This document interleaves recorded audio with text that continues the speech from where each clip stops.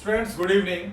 आज मैं चैप्टर 5 शुरू कर रहा हूँ। चैप्टर 4 एंड कर चुका हूँ। चैप्टर 5 की पहली क्लास। कुछ ये सब चीज़ें इस बार सिलेबस से सीबीएसई ने हटा दी है ये सब, लेकिन मैं फिर भी पढ़ा रहा हूँ। सिलेबस में सीबीएसई के यहाँ से आता है, बट ये आपको पढ़ना है, इसके बिना आप काम नहीं कर सकते। भले हटा दे बट आपको पढ़ना है। इस चैप्टर में पहला टॉपिक है लीनियर मोमेंटम, इंडिकेट पी से करते हैं। और आपसे पूछे कि आखिर ये मोमेंटम क्या होता है, तो मोमेंटम का मतलब समझना। मोमेंटम हमेशा बताता है एबिलिटी ऑफ मोशन। मोमेंटम बताता है एबिलिटी ऑफ मोशन, मोशन करने की एबिलिटी, चलने की एबिलिटी, वो मोमेंटम होता है। This is called linear momentum. Indicate P से करते हैं। फॉर्मूला होता है मास इंटू वेलोसिटी। जिस बॉडी के पास ज्यादा मोमेंटम वो ज्यादा मोशन करेगा। Formula mass into velocity. Simple. Force, force के बारे में न्यूटन ने बताया था कि फोर्स होता है rate of change of momentum, यानी कि change of momentum upon time. Change of momentum upon time, ये होता है फोर्स। याद रखना, change of momentum by time, जो जिस टाइम में मोमेंटम चेंज हुआ, rate of change of momentum. और इसका दूसरा फॉर्मूला अगर देखोगे तो मास इंटू एक्सेलरेशन भी होगा, इसी से बना है। मैं बना सकता हूं, फोर्स इज इक्वल टू क्या है, rate of change of momentum DP by D. Change का पहचान जिसमें डी लग जाए उसका मतलब चेंज। पी को लिख देंगे क्या, मास इंटू वेलोसिटी। मास में तो कभी चेंज हो नहीं सकता, तो मास बाहर आ जाएगा। चेंज किसका होगा, वेलोसिटी का। और वेलोसिटी का जो चेंज होता है वो फिजिक्स में बन जाता है एक्सेलरेशन। तो force is equal to mass into acceleration, because this change in velocity upon time, ये जो होता है ना बेटा, ये क्या, change in velocity upon time, ये बन जाएगा एक्सेलरेशन। अब आगे देखो, अगला टॉपिक, पहला टॉपिक मोमेंटम, फिर फोर्स। अब अगले टॉपिक में हम आते हैं, इसका नाम है इंपल्स। इंपल्स किसे कहते हैं, ये प्रोडक्ट होता है फोर्स और टाइम का। फोर्स और टाइम के प्रोडक्ट को हम इंपल्स कहते हैं, याद रखना। फोर्स को आप खोल दो, मास इंटू एक्सेलरेशन, टाइम को टी। एक्सेलरेशन क्या होता है, change in velocity by time. Velocity में दो वेलोसिटी लेते हैं, यू और वी। यू का मतलब इनिशियल वेलोसिटी, वी का मतलब फाइनल वेलोसिटी। तो change in velocity upon time. अब ए के जगह पे लिख दो आप V minus U by T. तो टी से ये टी कट गया, m into V minus U, bracket खोल दो, M V minus M U. Yes, ऐसे भी हम इंपल्स निकाल सकते हैं अगर इनिशियल वेलोसिटी और फाइनल वेलोसिटी किसी सवाल में दिया हुआ है तो। फोर्स इंटू टाइम से भी निकाल सकते हैं और M V minus M U से भी निकाल सकते हैं अगर किसी सवाल में इनिशियल और फाइनल वेलोसिटी पता है। अब इस पे तीन कॉन्सेप्ट आते हैं, सवाल आते थे पहले, अब तो एनसीईआरटी से हट गया, इस बार हटाया है, बट कॉम्पिटिशन में आएगा। एक सवाल जैसे आया कि एक बॉल है जिसका मास m है, वो u वेलोसिटी से गया और इस दीवार से टकराया और उसी वेलोसिटी से वापस हो गया। तो आपको बता दूं मैं, अगर कोई भी चीज अपनी डायरेक्शन बदलती है, भले ही वैल्यू ना बदले लेकिन डायरेक्शन बदले, तो एक में माइनस लगा दिया जाता है। तो चूंकि जाने वाला ऐसे है, आने वाला ऐसे है, तो अगर जाने वाले में प्लस यू ले रहे हैं तो आने वाले में माइनस लगा देंगे। अब इंपल्स का फॉर्मूला क्या होता है, M V minus M U. तो यहाँ तो यू और वी दोनों एक ही है, वो भी यू, ये भी यू। तो फर्क है कि एक में माइनस लग जाएगा। तो जब एक में माइनस लगाओगे तो माइनस माइनस मिलके क्या हो जाएगा, प्लस। जैसे ये भी यू और ये माइनस यू, तो माइनस माइनस बीच में प्लस बना देगा ना, तो इंपल्स 2mu। कोई भी ऐसा सवाल है कि एक बॉल गया और टकरा के उसी वेलोसिटी से वापस आ गया, तो इंपल्स क्या है, डायरेक्ट 2mu कर दो, डायरेक्ट सवाल। दूसरा, अगर मान लो सवाल ऐसा आया कि एक बॉल गया और उसी वेलोसिटी से वापस आया, जैसे यहां वैसे ही वैसे, लेकिन अगर बोले नहीं, गया और आया, एक एंगल पे गया और एंगल पे आया, एक एंगल पे दे दे, सवाल वही हो बट एंगल पे आना जाना दे दे, तो फॉर्मूला में क्या होता है, 2mu होता है, बट cos थीटा बाई 2। मान लो 60 डिग्री पे आया तो cos 30 लेना, 30 डिग्री पे आया गया तो cos 15 लेना, ये भी याद रखना। ये कब करेंगे, जब उसी लाइन में आना जाना हो। ये कब करेंगे इंपल्स के लिए, जब एंगल पे आना जाना हो। लेकिन अगर मान लो थर्ड डायग्राम में देखो, यहां भी जाना और आना एंगल पे हुआ है, बट यहाँ पे एंगल ऑलरेडी डिवाइड करके दिया है। देखो यहाँ दोनों वेलोसिटी के बीच थीटा था, बट यहाँ थीटा को डिवाइड कर दिया है, थीटा ऑलरेडी डिवाइडेड है। तो जब ऑलरेडी डिवाइडेड है तो फिर डिवाइड क्यों करेंगे, 2mu cos थीटा। तो जब अगर बोलेगा कि एक बॉडी इस वेलोसिटी से गई और उसी वेलोसिटी से वापस आई और आपस में इतना डिग्री बना के आई, तो समझो ये वाला केस है, तो एंगल हाफ ले लेंगे। और बोले कि गया और आया, और वहां पे बोलेगा जिस सरफेस से टकराया उसके नॉर्मल के साथ इतना एंगल बना कर गया, तो नॉर्मल के साथ का मतलब सरफेस के नॉर्मल के साथ, तो एंगल ऑलरेडी आधा हो गया, तो वहां पे आधा क्यों करेंगे, 2mu cos थीटा। तो अगर बोले theta is the angle between velocity and normal to surface, surface के नॉर्मल के साथ, तो ऑलरेडी हाफ हो गया है।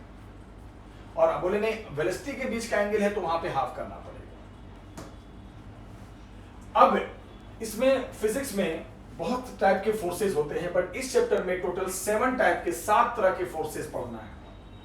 7। उसमें पहला फोर्स है टेंशन, तनाव। तो किसके बारे में क्या लिखा है? इट इज पुलिंग फोर्स, पुल करने वाला फोर्स है। कब? जब एक स्ट्रिंग से आप किसी बॉडी को लटकाते हो, किसी भी धागे से, स्ट्रिंग से, रोप से, रस्सी से, किस भी बोलो, किसी भी मास को हैंग कर दोगे तो वो रोप उस मास को अपनी तरफ पुल करेगा, खींचेगा। ये साइंस का रूल है। जिस फोर्स से खींचेगा उसे टेंशन कहेंगे। दूसरा फोर्स होता है वेट। वेट तो जानते हो, हर मास को अर्थ अपने सेंटर की तरफ खींचती है। हम हो, आप हो, जितनी भी चीजें अर्थ अपने सेंटर की तरफ खींच रही है, तभी तो वो बॉडी गिरती है। तो अर्थ अपने सेंटर की तरफ जिस फोर्स से खींचती है, पुल करती है, वो कहलाता है वेट। उसका फॉर्मूला होता है m/g। याद रखना। क्या वेट का फॉर्मूला जानते होगे आप? क्या होता है? m/g। इस पॉइंट को याद रखना। जैसे मान लो एक मास है, इस मास को एक धागे से लटका दिया, तो स्ट्रिंग जिस फोर्स से पुल करेगा वो टेंशन, और अर्थ जिस फोर्स से पुल करेगी वो mg है। तो दोनों फोर्स, दोनों नेचर वाइज क्या है? पुल है। फोर्स के 2 फॉर्म होते हैं, पुल एंड पुश। लेकिन जो स्ट्रिंग जिस फोर्स से पुल करेगा वो टेंशन, और अर्थ जिस फोर्स से पुल करेगी वो ग्रेविटी, वही वेट mg। चलो, तीसरा force normal reaction. Normal reaction N और R। नॉर्मल रिएक्शन किसे कहते हैं जरा सुनो। ये कहा गया कि it is the force as push. ये पुश फॉर्म में है, वो देखो पुल फॉर्म में था, ये पुश फॉर्म में है। ये कब लगता है? By contact surface on body. अगर कोई मास किसी सरफेस के साथ कांटेक्ट बना रहा है, जैसे ये मास हमने सरफेस पे रख दिया, तो वो सरफेस उसको पुश करेगा, उस मास को पुश करेगा, धक्का देगा, यूं धक्का देगा, तो उसको कहेंगे normal reaction. Tension, pull by string on mass. Weight, pull by earth on mass. Normal reaction, push not pull, push by contact surface on mass. सब तो मास पे है ना, ये सबको ध्यान रखना। ये और किस पे लग रहे हैं? सब मास पे लग रहे हैं। चलो, 3 फोर्स हो गए। चौथा फोर्स है स्यूडो फोर्स। स्यूडो फोर्स क्या होता है जरा इसको सुनना पड़ेगा, ये बड़ा टफ, थोड़ा सा अच्छा टॉपिक है। स्यूडो का मतलब होता है इमेजिनरी, जो हमें दिखाई ना दे। जैसे कोई हमारा हाथ पकड़ के खींच रहा है तो लग रहा है यार ये बंदा मुझे खींच रहा है, ये इसका हाथ है, एजेंट दिखाई दे, सोर्स दिखाई दे। पर स्यूडो फोर्स एक ऐसा फोर्स है जो हमें दिखाई नहीं देता, फिर भी हम महसूस करते हैं। जरा समझाना पड़ेगा बेटा। साइंस में 2 तरह के फ्रेम होते हैं। फ्रेम यानी सिस्टम होता है। सिस्टम हैविंग एक्सेलरेशन, एक वो सिस्टम जिसके पास एक्सेलरेशन हो, जिसके पास क्या हो? एक्सेलरेशन हो, उसको कहते हैं साइंस में non inertial frame. Non inertial frame याद रखिएगा, क्या कहते हैं उसे? Non inertial frame. और सुनो नेक्स्ट पॉइंट। और जिस फ्रेम के पास, जिस सिस्टम के पास एक्सेलरेशन नहीं होगा ना, उसको कहेंगे इनर्शियल फ्रेम। इनर्शिया फॉलो करने वाला, इनर्शिया वही फॉलो करता है जिसके पास एक्सेलरेशन 0 होता है। साइंस में हर वो सिस्टम, कार, ट्रेन, बस, जो चीज मूविंग है, दुनिया की कोई भी चीज, फ्रेम, सिस्टम, मूविंग सिस्टम को फ्रेम। कोई भी अगर फ्रेम, कोई भी सिस्टम अगर 0 एक्सेलरेशन के साथ मोशन में है, 0 एक्सेलरेशन, तो उसे कहेंगे इनर्शियल फ्रेम। और कोई भी सिस्टम अगर वो नॉन 0 एक्सेलरेशन के साथ है, मतलब उसका एक्सेलरेशन है, तो वो नॉन इनर्शियल फ्रेम। याद रखना। तो 2 तरह के फ्रेम ऑफ रेफरेंस हो गए, 2 तरह के, एक इनर्शियल और एक नॉन इनर्शियल। 0 एक्सेलरेशन वाला इनर्शियल फ्रेम और नॉन 0 एक्सेलरेशन वाला नॉन इनर्शियल फ्रेम। सुनो ध्यान से। अब स्यूडो फोर्स कहाँ है समझना पड़ेगा। जैसे एक एग्जांपल, हम बाइक पे बैठे हैं या बस में बैठे हैं या कार पे बैठे हैं। अगर वो बस का ड्राइवर, बाइक का ड्राइवर या कार का ड्राइवर, अगर देखा होगा, अगर वो अपनी स्पीड को बहुत बढ़ाता है, गाड़ी स्पीड से पिकअप पकड़ रही है, यानी उसके पास एक्सेलरेशन आ रहा है, तो गाड़ी तो यूं जा रही है, और हम जो गाड़ी में बैठे हैं, हमें लगेगा अरे हम तो पीछे जा रहे हैं, यूं जाते हैं। लगता है कि हमें कोई पीछे, गाड़ी यूं जा रही तो लगेगा अरे हम तो पीछे जा रहे हैं भाई। तो मुड़ के देखोगे कौन खींच रहा है, कोई तो दिखाई नहीं देता, फिर भी हम पीछे जाते हैं अपने आप। वही स्यूडो फोर्स है। स्यूडो का मतलब इमेजिनरी, काल्पनिक, जो हमें लगे बट पता ना चले कौन लगा रहा है। तो अब मुझे बताओ, अगर हम बस पे बैठे थे, कार में बैठे थे, ट्रेन में बैठे थे, बाइक पे बैठे थे, और जब उसके पास एक्सेलरेशन आया तो उस किस पे लगा, हम पे लगेगा ना, बस कार पे थोड़ी लगेगा, हम फील करेंगे। कब फील करेंगे, जब उस सिस्टम के पास एक्सेलरेशन आएगा, यानी वो कैसा फ्रेम होगा, नॉन इनर्शियल। तो सुनो क्या कहा गया, pseudo force act on the body which is attached with non inertial frame. ये इसी सिस्टम पे काम करता है, उसी बॉडी पे काम करता है जो नॉन इनर्शियल फ्रेम से जुड़ा हो, उसके अंदर हो। अब कार के अंदर है, बस के अंदर है, तो हम पे लगेगा ना, कार पे थोड़ी लगेगा। और इसकी डायरेक्शन अपोजिट होगी, किसकी अपोजिट होगी ना, अपोजिट डायरेक्शन में ऑफ नॉन इनर्शियल फ्रेम। जैसे आप सुनो, मान लो एक कार है, कार के पास क्या आ गया, देखो ये क्या है, कार के पास क्या आ गया, एक्सेलरेशन आ गया। तो बेटा अगर कार के पास एक्सेलरेशन आ गया तो वो नॉन इनर्शियल फ्रेम हो गया, यानी इसकी कार की वेलोसिटी बढ़ रही है, तो उसके अंदर जो बंदा बैठा है, जो मास है, वो फील करेगा स्यूडो फोर्स। फील तो वही करेगा ना, कार थोड़ी फील करेगी। किधर एक्सेलरेशन आगे है तो स्यूडो फोर्स पीछे फील करेगा, तो पीछे की तरफ। यही स्यूडो फोर्स फॉर्मूला क्या होगा, मास जो फील कर रहा है इनटू एक्सेलरेशन, इसकी वजह से आया ना m इनटू a। तो स्यूडो फोर्स किस पे काम करता है बताओ, जो मास नॉन इनर्शियल फ्रेम के अंदर बंद हो। अगर इसके पास जीरो एक्सेलरेशन होता, अगर ये कार इनर्शियल फ्रेम होती तो थोड़ी काम करता। जब उस सिस्टम की वेलोसिटी बढ़ेगी, यानी जब वो सिस्टम नॉन इनर्शियल फ्रेम होगा, NIF नॉन इनर्शियल फ्रेम होगा, तब उसके अंदर जो बॉडी होगी उस पे काम करेगा। किधर, जिधर एक्सेलरेशन है उसके अपोजिट डायरेक्शन।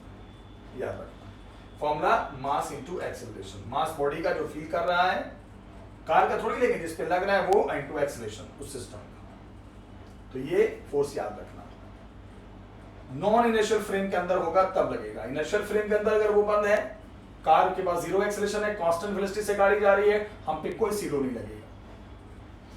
पांचवा, सेंट्रीपिटल फोर्स। सेंट्री का मतलब सेंटर, पिटल का मतलब होता है टूवर्ड्स। इसके बारे में क्या कहा गया कि कोई भी मास, कोई भी बॉडी अगर सर्कल में घूमती है, गोल गोल गोल गोल गोल गोल, तो सर्कल में कोई चीज तभी घूम सकती है जब कोई फोर्स उसको खींच के रखे। किधर, सर्कल के सेंटर की तरफ, कि आप गोल गोल घूमते रहो, उधर उधर मत भागो आप। तो हर, क्या लिखा है, it act on a revolving body in circle and it act towards the centre, और ये हमेशा उस बॉडी को सेंटर की तरफ खींच के रखता है, उसी को कहते हैं सेंट्रीपिटल फोर्स।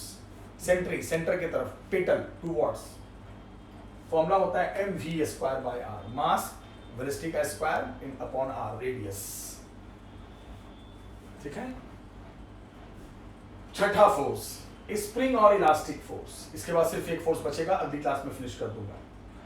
इसके बारे में क्या बताया गया, इसको समझना है तो थोड़ा प्रैक्टिकली समझो। मान लो कोई मास है, उसको आपने एक स्प्रिंग से जोड़ रखा है, या इलास्टिक, रबर दोनों चलेगा, और इस स्प्रिंग को अगर खींच के छोड़ दो, या इलास्टिक को खींच के छोड़ दो, तुरंत वापस जाएगा, या इसको प्रेस करके दबा के छोड़ दो, तुरंत वापस आएगा। आपने देखा हो। तो कभी भी कोई भी मास स्प्रिंग या इलास्टिक से जुड़ा होता है, उसको खींच के या प्रेस करके छोड़ देते हैं, तो वो अपनी जगह पे नहीं होता, तुरंत वापस आता है। तो जो उसको वापस लाता है, कोई तो फोर्स है तभी तो आ रहा है, अपने आप तो आ नहीं रहा है, उसी को कहेंगे स्प्रिंग और इलास्टिक फोर्स। और साइंस में जो फोर्स किसी भी बॉडी को वापस लाए, उसे रीस्टोरिंग फोर्स कहते हैं, वापस लाने वाला फोर्स। याद रखना। अब मुझे बताओ एक बात बेटा, क्या लिखा है, when a mass attach with any spring और इलास्टिक, या तो स्प्रिंग के साथ जुड़ा हो या इलास्टिक के साथ जुड़ा हो, उसे इलोंगेट किया जाए या कंप्रेस किया जाए, then it act as what, restoring force.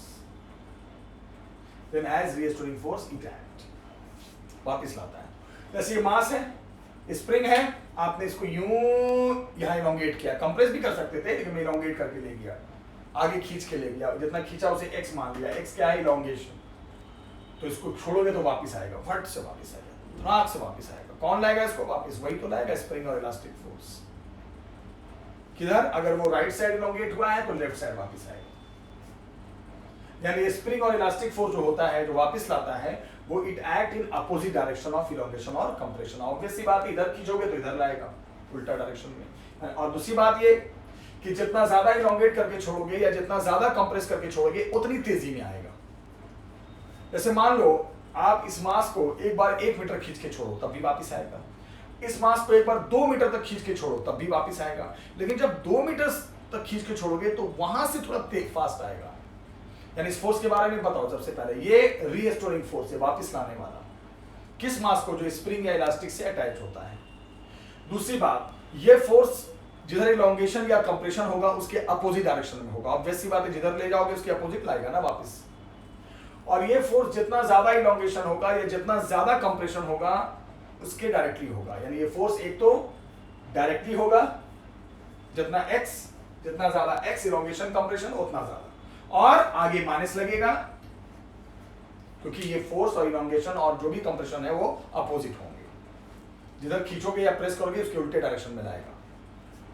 Directly होगा क्योंकि जितना ज्यादा मैग्नीट्यूड हो इलोंगेशन कंप्रेशन का उतनी बड़ी फोर्स होगी, और minus opposite. Negative sign shows that spring और elastic force is opposite to elongation और कंप्रेशन। अब बताओ, साइंस में कभी भी प्रोपोर्शनल साइन हटता है तो कांस्टेंट आता है। तो यहाँ फोर्स में कांस्टेंट आ जाता है के, उसे स्प्रिंग कांस्टेंट कहते हैं, स्प्रिंग कांस्टेंट। और चूंकि इलास्टिक फोर्स है तो बहुत सारे लोग उसे इलास्टिक कांस्टेंट भी कहते हैं। दोनों नाम है इसका, स्प्रिंग कांस्टेंट भी और इसका नाम दूसरा इलास्टिक कांस्टेंट भी, याद रखना। तो ये फॉर्मूला स्पेशल है स्प्रिंग और इलास्टिक फोर्स का, माइनस के एक्स। अब बेटा एक बात बताओ, अब पेपर में आता है कि स्प्रिंग फोर्स का इलोंगेशन और कंप्रेशन जो भी एक्स है उसके साथ ग्राफ बनाइए। तो मैं फोर्स को वाई एक्सिस पे ले रहा हूं, स्प्रिंग फोर्स को, और इलोंगेशन और कंप्रेशन जो भी है उसको मैं एक्स एक्सिस पे ले रहा हूं। अब मुझे बताओ, फॉर्मूले को देखकर बताओ, अगर एक्स पॉजिटिव होगा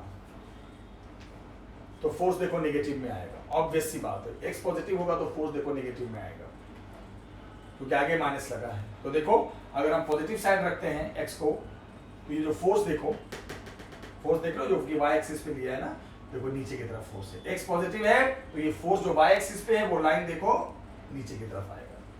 और चूंकि डायरेक्टली है तो ग्राफ स्ट्रेट लाइन भी बनेगा। दो वेरिएबल अगर डायरेक्टली होते हैं तो ग्राफ का शेप स्ट्रेट लाइन होता है। लेकिन देखो जब एक्स प्लस होगा तो फोर्स एक्स प्लस, तो फोर्स माइनस की तरफ होगा, माइनस वाई।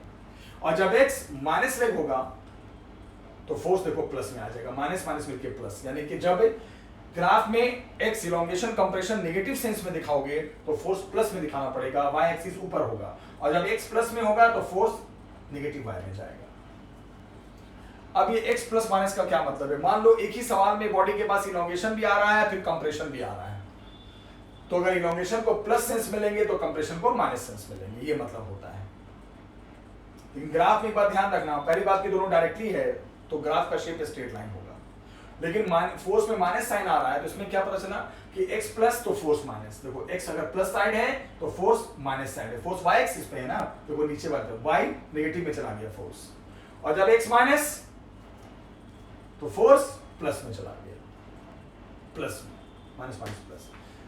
तो ये जो मैंने पढ़ाया momentum, force, impulse, types of force. Force में 6 टाइप में ये इंपॉर्टेंट था, स्यूडो फोर्स ज्यादा इंपॉर्टेंट था और स्प्रिंग और इलास्टिक फोर्स भी इंपॉर्टेंट था। तो इन सारे वीडियोस को बहुत अच्छी, एक टाइप और बचा है, वो टाइप है आपका फ्रिक्शन फोर्स। अगली क्लास में खत्म करके कुछ 2-4 क्वेश्चंस कराकर फिर मैं आगे बढ़ूंगा, ठीक है। तो आप इस सारे लेक्चर को मैं भेज रहा हूँ रिकॉर्डिंग वीडियो के साथ, आप इसको अच्छे से देखना और अच्छे से रिवाइज करना, ठीक है। आज के लिए इतना ही, थैंक यू।